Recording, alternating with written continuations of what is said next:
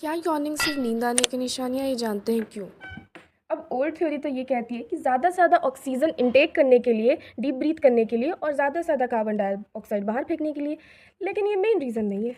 अब एक थ्योरी तो ये कहती है कि ये ब्रेन का टेम्परेचर रेगुलेट करने में हेल्प करता है। कैसे? जब भी आप यॉन करते हैं, ज़्यादा से ज़्यादा एयर इनहेल करते हैं, ज़्यादा से ज़्यादा अपने जॉस को स्ट्रेच करते हैं, मसल स्ट्रेच करते हैं, जिसकी वजह से ब्रेन का टेम्परेचर रेगुलेट होता है, यानी कि कम होता है। अब आपको एक बात बताऊँ, ये यॉनिंग ना कंटीजियस होती है। कैसे? क्योंकि कोई और अगर यॉन कर रहा होता है ना, तो उसको देख के मुझे भी नींद फील होती है। जब आप टायर्ड हो चुके होते हैं, थक गए होते हैं या स्लीपी फील कर रहे होते हैं, तब ये आपकी ब्रेन एक्टिविटी बढ़ाता है, क्योंकि अभी आपकी एक्टिविटी स्लो हो रही है।